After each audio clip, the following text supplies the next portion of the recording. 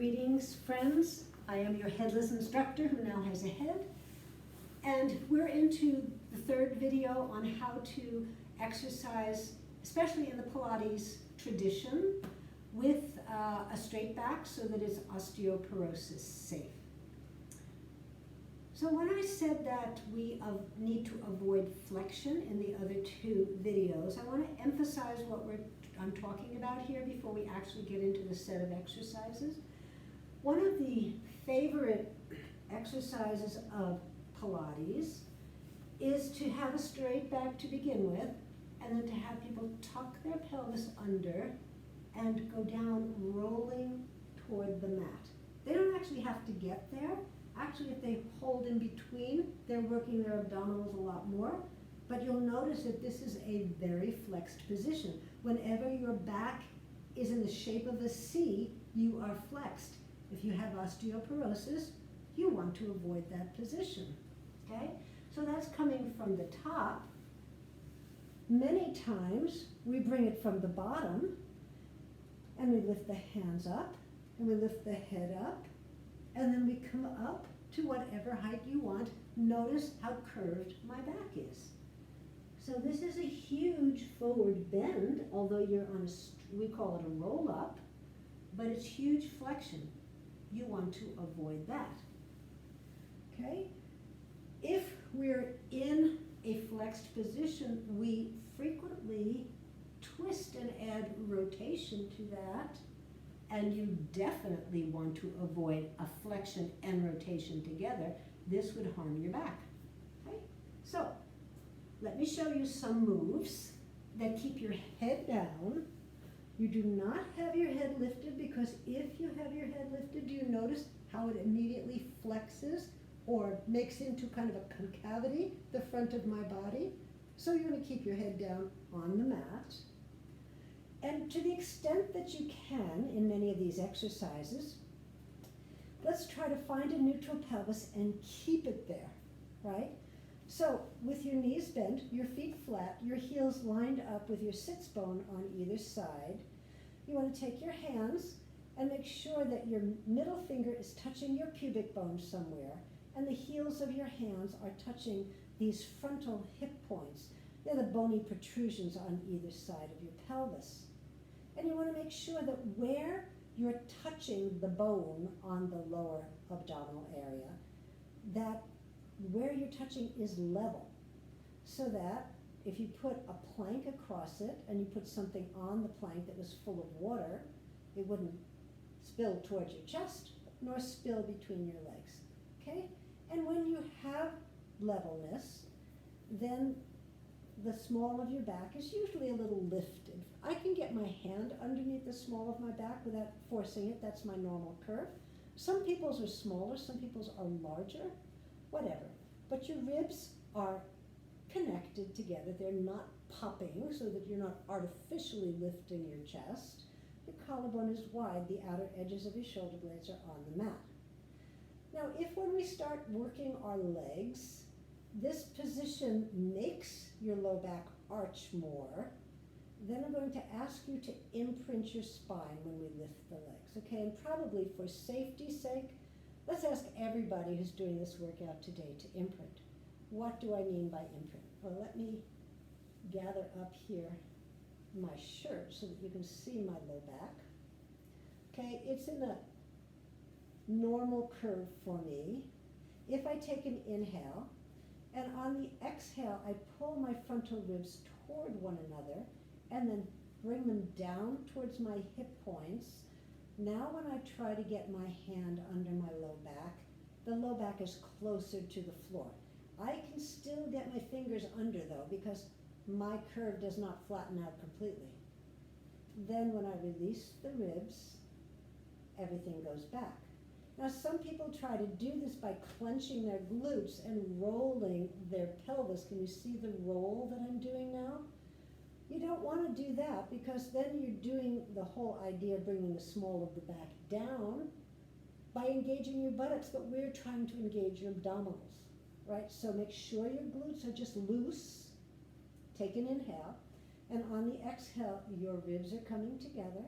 They're going down towards your frontal hip points. Your frontal hip points are ever so slightly coming up towards your ribs.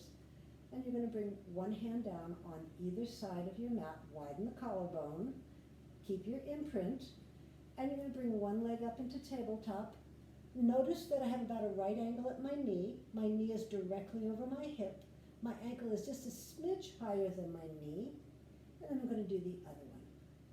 Okay, so toe taps to me are one of the quintessential beautiful Pilates exercises where you can keep your back flat and work your transverse abdominis, the one that particularly flattens your stomach, super well. So I don't know how practiced you all are, so let's do it one leg at a time. You're going to move the femur bone forward. You're going to keep the angle at the knee solid. You don't want the heel to drop down to your glute, nor do you want the leg to straighten. You want to keep the angle steady, and then lower one leg toward the floor. Resist touching the floor. Come as close as you can to touching, and then come back up. And then we're going to do the other side. And come back up. Exhale, and inhale. And exhale, and inhale. Exhale, inhale, exhale, inhale. Now, if you feel your low back lifting, then the whole point of the exercise has gone away, because you have to keep the imprint. That's why you're trying to do it, to train the transverse abdominis to stay engaged. All right, now if that was pretty good for you, let's try it with two legs at a time. You can either have the legs free with a separation between them. I kind of like to put them together, and be careful of this heel drop. It happens so frequently. So you reach your knees away from you and down, and you don't quite touch the floor because you want to stay in the work zone. Now you judge. Did your low back lift? If your low back lifted, you have to stay higher. It's okay just to move your femur bone slightly forward until you feel that lift, and then come back. If you cheat, you'll never make progress. And let's do just a few more. And one more. Now, if this is very easy for you, you can make it harder by reaching your arms to the ceiling. Be careful that you don't protract your shoulders off the floor so that the outer edges of your shoulder blades are curling up to the ceiling. You don't want that. You want them nice and flat on the floor. As you do a single leg toe tap, the opposite arm can stretch back and then come back up. Now we're adding a whole body core exercise to it. You're working your arms, you're working your legs, you're working your core like crazy. You're particularly working your abdominals. When you do the double leg toe tap, if you want to, you're going to bring both arms above your head, keep your ribs from flaring, and come back up. And do it again. Now, if that's too hard for you, you could go out into a T and come back. Or you could alternate over your head and then out to the side. Let's do 3 more sets like that. Over your head, keep your ribs together, keep the angle at the knee steady. Exhale as you go away from the midline. Inhale as you come back, and open and close. We have one more in either direction. Exhale, inhale, exhale, and inhale. And then put the weighted balls away and put your legs down for a well-deserved rest. You can do that every day. And if you do, you'll get a whole body workout. Maybe not so much the back body, but the whole front of your body, your legs, your arms. It's a wonderful move. One of the classic Pilates moves is called the hundreds.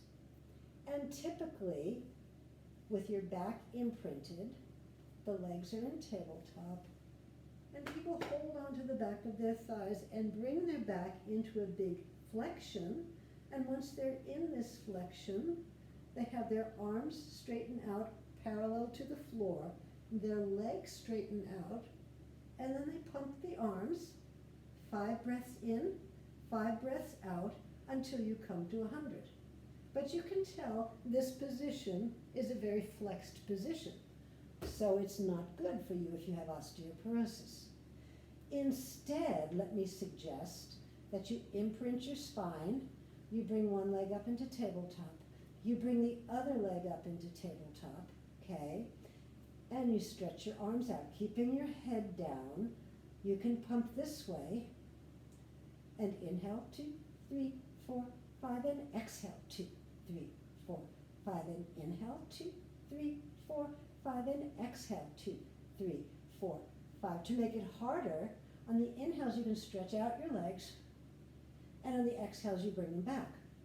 Now watch that the low back doesn't lift as you stretch out those legs, or change shape in any way as you bring them back. It's inhale, 2, 3, 4, 5, and exhale, 2, 3, 4, 5, and inhale, 2, 3, 4, 5, and exhale, 2, 3, 4, 5. Now the last 30, I'm just going to keep my legs stretched. Now if your low back is lifting, try to keep your legs higher. And you could do it this way, as long as you're really elongating the legs, and then test where you can go down before it lifts. Or you can inhale, lifting them up, and exhale, bringing them down to your level where the low back is not lifting. And this is a very good facsimile of the traditional hundreds exercise, which is totally safe if you have osteoporosis. That's enough for now. Bend the legs in, put them down. A third really good exercise that Pilates people do all the time is known as the double leg stretch. Again, traditionally, your back is imprinted, your legs are in tabletop, you're flexed, you keep the flexion, you stretch out the arms and legs in opposite direction, and you bring them back. Now it's fabulous for the abs, but it's not good for osteoporosis. So what are we going to do? You put your head down, you have your knees bent, put your elbows on the floor with the fingertips pointing to the ceiling, and watch these moves. The head never lifts, the back stays completely straight from the back of the head to the tailbone. And on the inhale, you're going to stretch up the arms and legs straight to the ceiling, so you have 2 sets of parallel appendages. Then you're going to lower the legs as far as you can without lifting the back as you lower the arms. The arms do not come to the floor. They hover above. You're going to bring those 2 sets of appendages back together again, and then bend your elbows as you bend your knees. Let's do it to the breath. Inhale, you stretch. Exhale, you separate arms and legs. Inhale, you come back together. Exhale, you bend knees and you bend elbows. Reach up and open apart. Watch that low back. Engage the transverse abdominis. Engage the pelvic floor. You straighten. You separate. You bring them back. You bend elbows and knees. You go up and you separate. And you bring them together and you bend. Let's do 4 more. It's inhale and exhale. And inhale and exhale. Inhale, exhale, inhale, exhale. No curve in the back at all, but I'm really working my abdominals, and you'll get the same results, safe for osteoporosis, that somebody who doesn't have osteoporosis is working the same exercise in flexion, and it's fine for him or her, but not fine for you. Okay? So to get up, don't roll up. Roll to your side, keep your knees bent, and push yourself up. We're going to come into a series of exercises that I'm going to, there are 3 variations on them. We'll do the moves, and these moves can be done in the following 3 positions.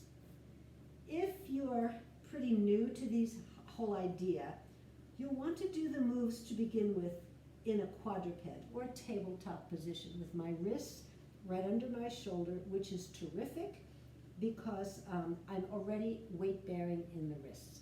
My knees are right under my hips. You'll notice my back is not sagging, nor is it rounding, but it's nice and straight. Okay, that's position number one. If you're more advanced than that, you're going to walk your knee back without moving your shoulders. And now we're coming into a supported plank position. You don't want to have a little lift of your hips. You want your hips lower so that from the front of your knee to the front of your shoulder, you're straight. And from the back of your shoulder to the back of your knee, you're straight. Okay, so that's position number two.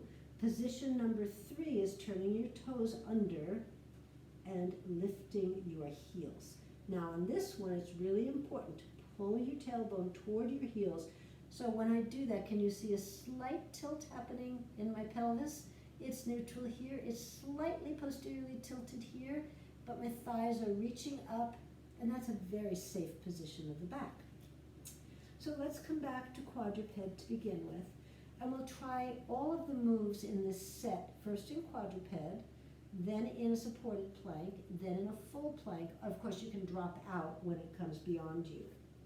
First one is pretty straightforward. Remember how I told you it was very important to strengthen your wrists because it's such a vulnerable spot for fracture if you have osteoporosis?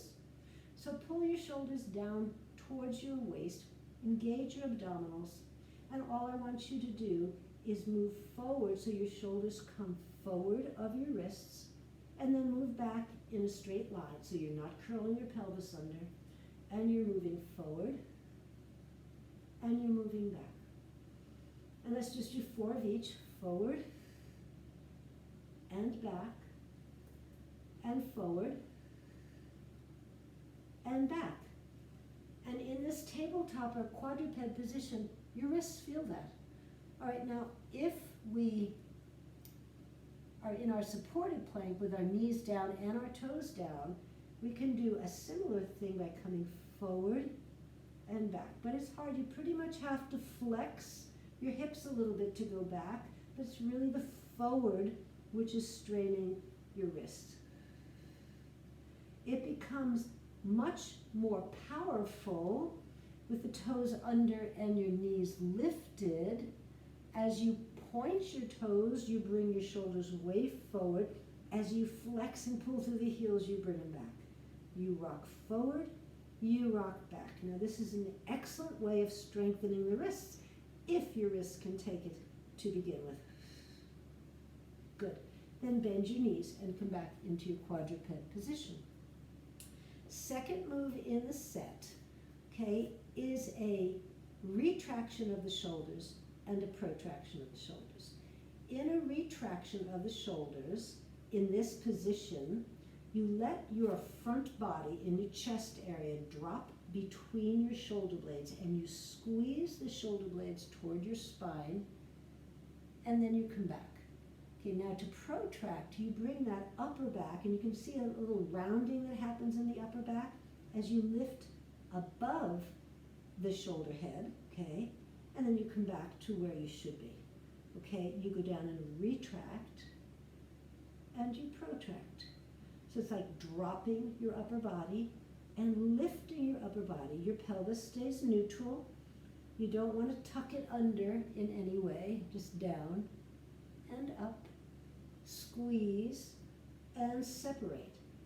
You can go into a supported plank with your knees down, do the same thing, squeeze, and separate. Now, when you go down, there's a tendency to lose the abdominals, so think navel, up toward the sternum, back toward the spine, lifting your knees. You're going to go down and up, down and up. Now this is a powerful move. You have to have a lot of core awareness to do this, and bring your knees down. Good. Okay, so let's now start a third move. So all of this is really good to tone your abdominals, not to mention what it's doing to your wrists and your shoulders and your glutes and abductors. It's wonderful moves. Okay, so you lift one leg straight back. The toes are still on the floor. Maybe I can come a little forward so you can see the toes still on the floor. And then without changing the shape of your body, lift it up and lower it down. Lift it up, lower down. Lift it up, lower down. Lift it up, lower down. Lift it up. Okay, if you want to work your side hip muscles or the abductors, you bring it out and you bring it in. You're avoiding side bending. No lateral flexion. You keep lengthening from your armpit to your hip as you do this. Now alternate up, down, out, in. Up, down, out, in. Up, down, out, in. One more. Up, down, out, in. Drop the knee. Let's do it on the other side. Stretch out the left leg. Pull the heel towards the back wall. Lift your chest. Check out your wrists. And we're going to go up and down. Now, when you go down, you're just kind of kissing the mat. And you're trying not to bend your knee. Okay, come up once. Go out to the side and come back. Lengthening on your left side from your armpit to your hip. Let's put those moves together.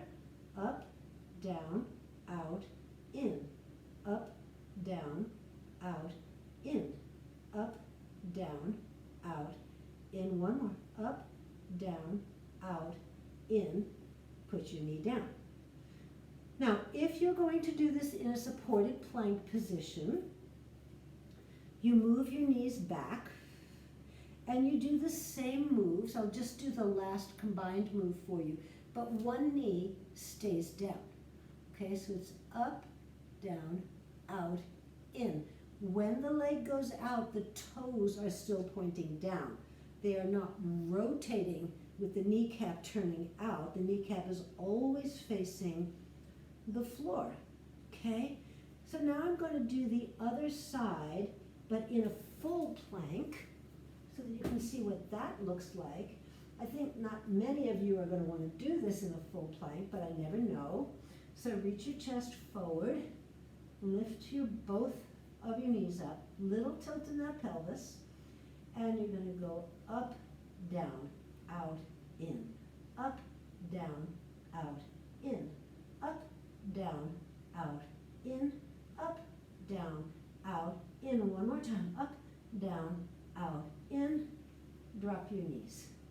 And you can just sit back, reaching your tailbone back, reaching your arms forward. Try not to tuck the tail under, because if you tuck the tail under, you're going to round that back.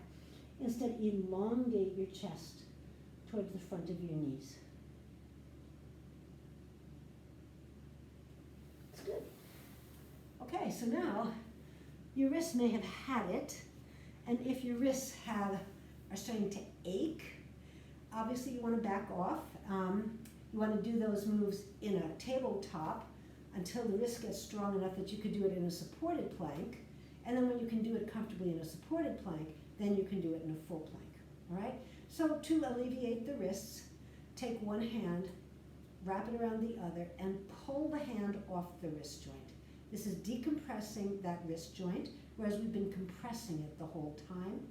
And it's important to alleviate the stress that you feel. Let's do it on the other side. Remember, I'm not doing anything funky with my wrists. I'm keeping them straight and pulling them off the wrist joint. I also like this one where you interlace your hands and you just do a figure eight so that you can move that wrist joint nice and easy around. Nothing savage, just kind of gentle and comforting until it feels a bit better. Okay, let's come down on our stomachs now. You can have your weighted balls near you, but probably best to learn these exercises without a weighted ball or a weight of any kind, and then you progress the exercise by adding a weight. Okay, so I'll get rid of my weights for the time being. And we'll go down on our stomachs. Notice I kept my back straight when I went down. Have your feet as wide as the mat and point your toes. Check out that both the pinky toe and the big toe are on the mat, and as far as you can check it. The top of your foot is pressing into the mat. Okay? Now, you want to make sure that you're not anteriorly tilted. So I am exaggerating an anterior tilt where my tailbone is slightly lifted, my hip points are down on the mat. It feels like a little fanny lift here. Okay, instead, I want you to press into your toes, lift your kneecaps, and then take your pelvis, like the muscles of your buttock and your tailbone, and pull them downward towards your heels. When you do that, you can feel a little pelvic tilt happening, which ends up so that your pubic bone is down on the mat and your navel and low belly muscles are slightly lifted off the mat. Your nose is hovering off the floor. You're going to take an inhale and pull up on your pelvic floor to prepare, and on the exhale, you're simply going to lift your upper body and reach your fingertips toward your outer ankles and lower them down. And exhale to lift, and you can feel how much all of the erector spinae muscles that are on either side of the spine are really working to hold you up here, and lower them down. Now avoid pooching your stomach into the mat or pressing your stomach into the mat as you come up. A whole lot of people do that, and you don't want to do that. And come down.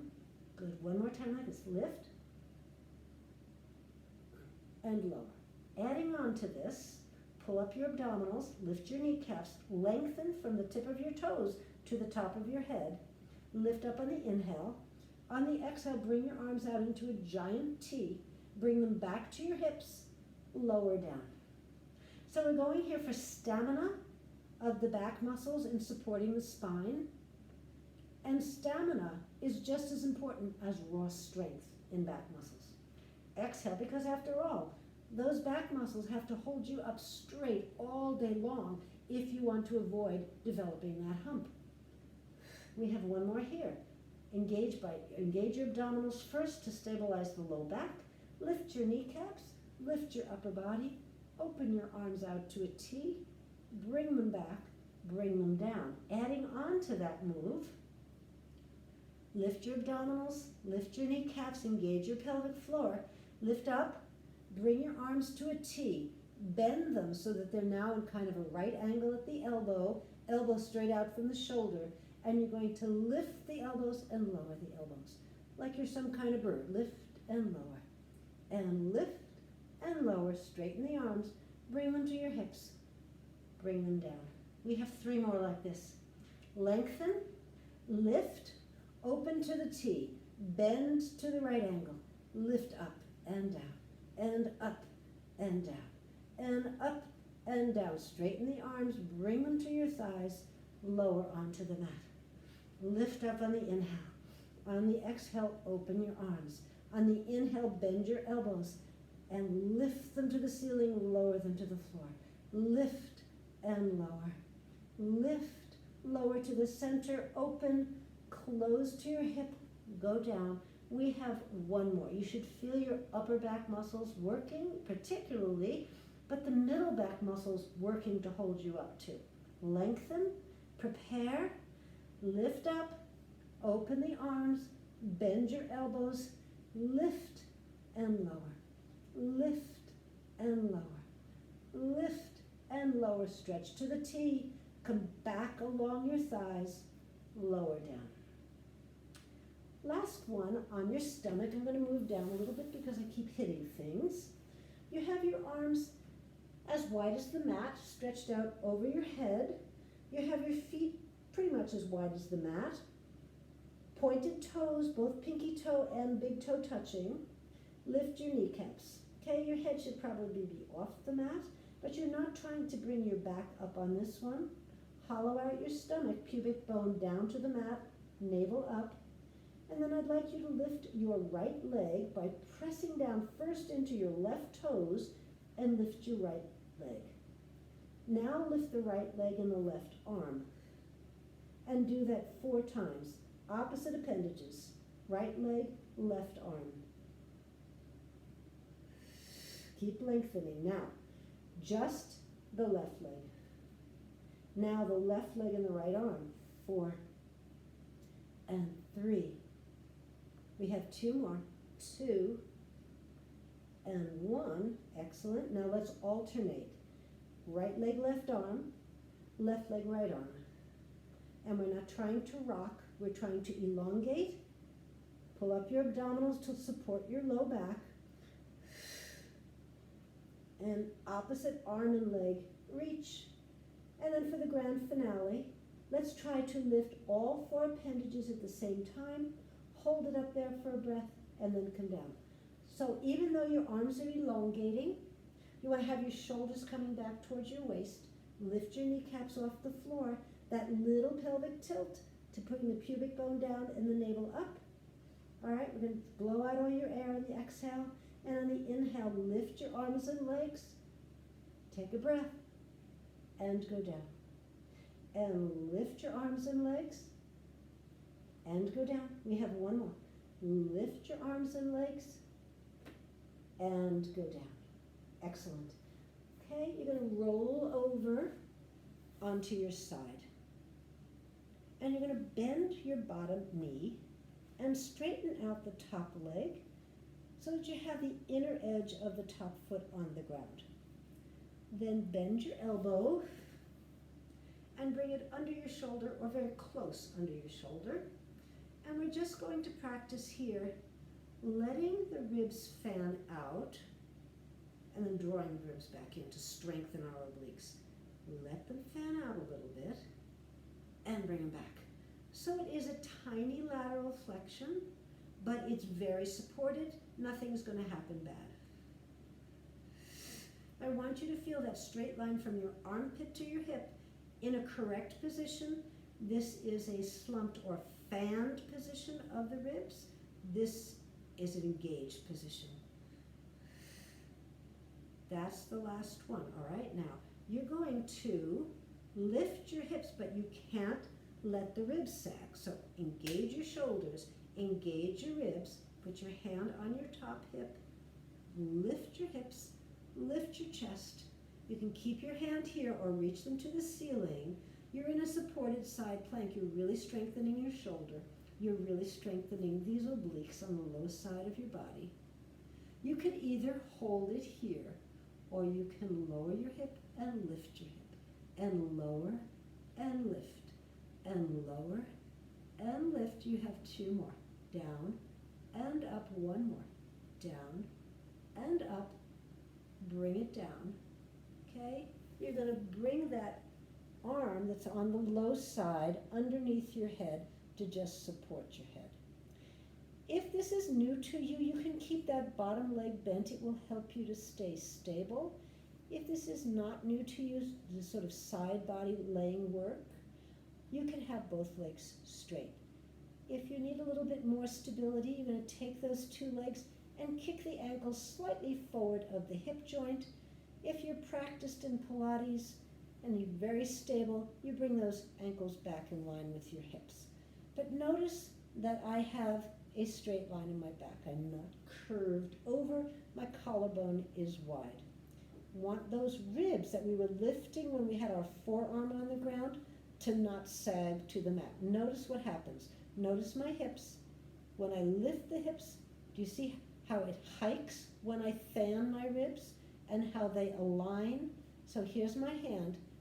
They hike and they align. They hike, they align. So needless to say, I want you to do the next exercises with an aligned hip. Okay, now keep your hand at your waist or at your forehead or reaching to the ceiling. If it's reaching to the ceiling, lower your shoulder. Okay? Feet flexed, and you're going to simply lift the top leg. Now, if I lift it very high, I'm going to sink my ribs onto the floor. So I want to make sure that my ribs stay up and I lift just as high as I can without fanning through those ribs. Exhale, 3 and 4 and 5. If you need more stability, the hand can go on the mat in front of you. We have 2 more. 2 and 1. Bring the leg down to about halfway between your highest point and on the other leg, and circle. It's not very big. And your job is to keep your body absolutely still. Keep your core really engaged. Reverse that circle.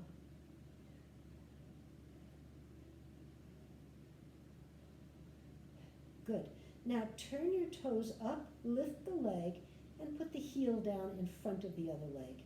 Lift the leg up, not too high. Remember, you don't want to fan those ribs. Turn the toe down and bring the toe to touch on the floor in back of you. You lift up and touch the heel in the front. You lift up and touch the toe in the back. So you're doing kind of a low arc. And I don't know about you, but all my rotator muscles and my hip muscles are saying, ooh, I'm feeling this. We have 4 more.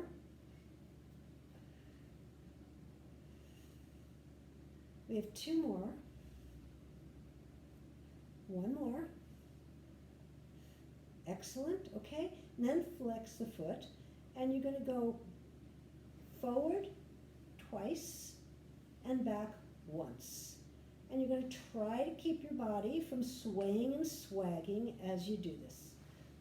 Forward twice with a flexed foot, once back with a pointed toe. Ribs are lifted off the mat. Torso is still and stable. And no matter how many years I'm doing Pilates, this is always challenging to me. And then bring the top leg over the bottom leg. Bend your knees up. Make sure your ribs are still lifted.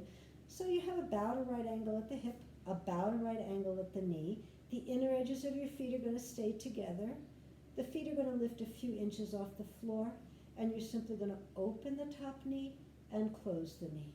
Now you want to put your hand on your top hip to make sure as you open you're not rolling the hip back, but you're keeping it just stacked over the other hip as you open and close. Again, strengthening the abductors, strengthening the rotating muscles of your leg. It's a big deal when you have osteoporosis to have really strong hips. And you've got just 1 more. Great. Okay, so of course we could just turn over to the other side. In order that I continue looking at you, I'm going to sit up using my arms so that my back stays straight and go to the other side. You can just turn over and listen to my voice. Bottom leg is going to be bent. Top leg is going to be straight. You are resting on your forearm. The shoulder of the arm on which you're resting is not collapsing towards your ear, but pulling down towards your waist. And here we go. We're going to do the fanning the ribs or lowering them toward the floor and then pulling them up. Fan them down, lift them up. Teeny little controlled lateral flexion. And then to avoid lateral flexion, you're engaging the oblique muscles, a little bit of lats. And we'll do 4 more. 4 and 3. We've got 2 more. 2. 1 more. Now the hand can go on the hip, the hand can go to the ceiling, whichever you prefer. The top leg is long, the side of the foot is on the mat. You're simply going to lift your hip and hold it there. Pull your shoulder down towards your waist on the lower side. Reach your arm up to the ceiling. Your chin should not be lifted but level, and your back of your head is pulling back to be in line with your upper back. A lot of things to remember. Okay, now, if you're good, you're going to drop the hip and lift the hips. Don't lose the shoulder. Drop and lift. Drop and lift. We've got 3 more. 3 and 2. 1 more. Good. And then come down on the hip. You're going to take the lower arm and pillow your head. And then remember, you can keep the bottom leg bent, or you can have 2 legs straight in a line from your shoulder, hip, ankle, or you can kick the legs slightly forward so that you're like a human check mark, with the hip crease being where the hinge happens. Okay, so again, make sure that your ribs are lifted off the floor. Hand can be on the floor to keep you stable, or on your hip, or on your forehead, or in the back of your head, somewhere to get it out of the way. Shoulder coming down. Flex your feet. and then the top leg lifts just as high as you can without collapsing the lower ribs. So of course I could get it higher, and so can you if you collapse those lower ribs, but we don't want to do that. We have 4 more. 4 and 3. Now these are traditional Pilates exercises. We're just avoiding flexion in them. Bring it halfway down now, and small circles about the size of a basketball, trying to keep your core steady, trying not to undulate. Reverse the direction of the circle.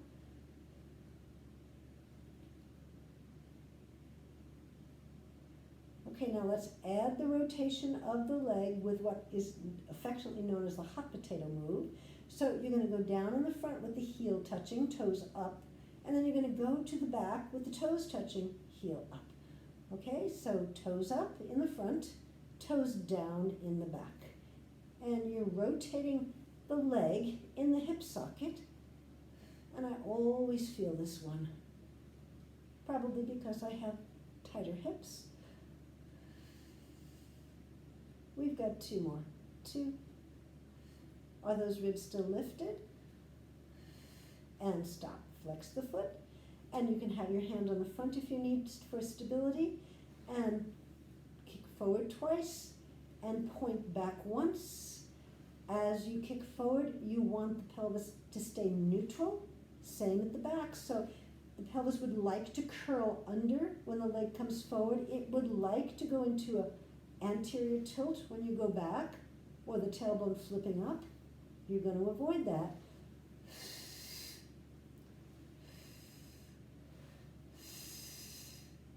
We have 2 more. I like to inhale as the leg comes forward and exhale as the leg goes back. And then top leg comes over the bottom leg. Connect the inner edges of your feet. Bend your knees up so that they're right in front of your hip crease. Keeping the inner edges of your feet connected. Lift your feet off the ground. Make sure your ribs are lifted because it's really easy to collapse onto the mat here. Hand on the hip or at the forehead, and you're simply going to open the leg and close the leg. That's the top knee opening, so you're forming kind of a diamond and closing it back. Again, working these rotators. 4 and 3. We have 2 more. It's 2 and 1. Great. Roll over onto your back and stretch out your legs. You want your heels to be in line with your sit bones. And you want your arms to be over the head. Now, if your arms are down on the ground, it's frequent to have the ribs pop. So maybe have the hands slightly off the ground so that your ribs can connect on the top of your body. All right, so all I want you to do now is lengthen away from one another the right arm and the right leg. Oh, you just gained an inch. Release that. And lengthen away from one another the left arm and the left leg. And release it. 1 more on either side. Right arm, right leg, lengthening and releasing. Your stomach muscles are not lax. They're very engaged. All right, now try the X shape. So I want right leg and left arm stretching away from one another. So you're on a diagonal stretching. And now left leg, right arm. Okay, so opposite arm and leg stretching, releasing, stretching, and releasing, and then circle those arms around. Bend your knees, roll over onto your side, bend your top elbow, lift your chest, and use your top arm to press yourself up to a sitting position. Okay, so you can cross your legs. If that's not convenient for you, you can have your legs straight out in front of you and just do a shoulder roll.